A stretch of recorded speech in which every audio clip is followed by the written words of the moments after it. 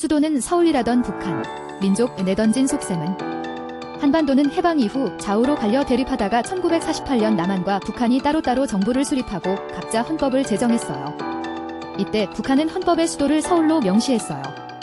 당시 실질적인 수도 역할을 했던 평양 대신 서울로 한 데는 그만한 이유가 있어요.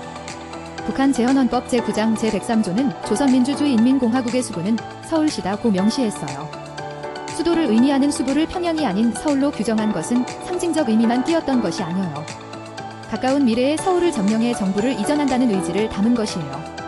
실제로 북한 정부는 평양에서 운영됐지만 평양을 공식 수도로 보지 않았어요.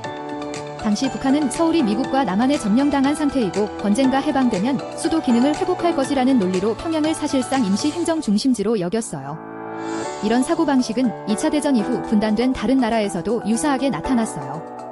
서독은 초기의 분단 상황을 임시 상태로 간주하며 정부는 보내뒀지만 수도를 동독 안에 있는 베를린으로 규정했어요. 동독도 서독을 미 제국주의의 하수인으로 낮춰보면서 합법정부로 인정하지 않았어요. 사회주의 정부 수립 직후 북한 지도부는 무력 통일 가능성을 상당히 높게 평가했어요.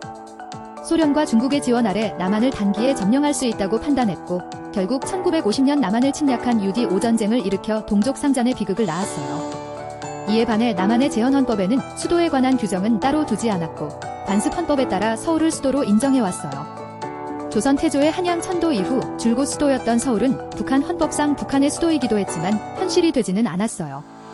북한은 1953년 정전 이후 분단이 장기화하자 서울이 수도라는 규정이 현실과 거리가 멀어졌다는 것을 깨닫고 1972년 사회주의 헌법을 새로 제정하면서 수도를 서울 대신 평양으로 바꿨어요. 서울 탈환을 전제로 한 김씨 체제에서 평양 중심의 독자 체제로 전환한 것이에요. 북한은 헌법의 수도 규정을 바꿔 평양 체제로 전환한 지 반세기가 지난 올해 3월 헌법 개정을 통해 남북관계의 획기적인 변화를 예고했어요. 영토 조항을 신설하고 두 국가 노선을 공식화한 것이에요.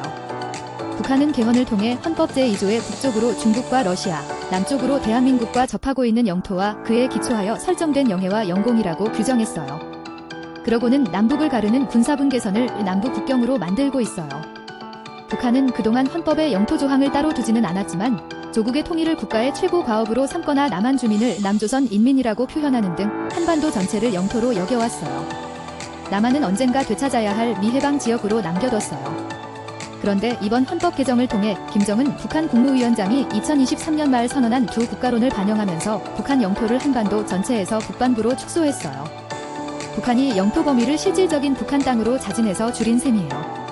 역사적으로 전례를 찾기 어려운 이런 결정에는 반드시 속셈이 있기 마련이에요. 북한의 영토 조항 신설은 수도 서울을 포기한 것처럼 통일조국 건설이라는 이상가요?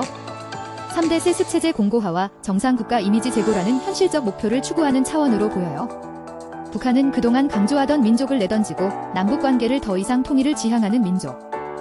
내부 관계가 아니라 적대적인 국가 대 국가 관계라고 규정했어요. 북한이 선제적인 마이웨이 선언으로 공을 넘긴 상황이라서 이제는 대북 전략 얼개를 다시 짜야 할 판이에요. 민족 통일을 전제로 한 접근과 두 국가 현실을 인정하는 접근 가운데 무엇이 한반도 평화에 유리한지 공개적이고 냉정한 논의가 필요한 시점이에요.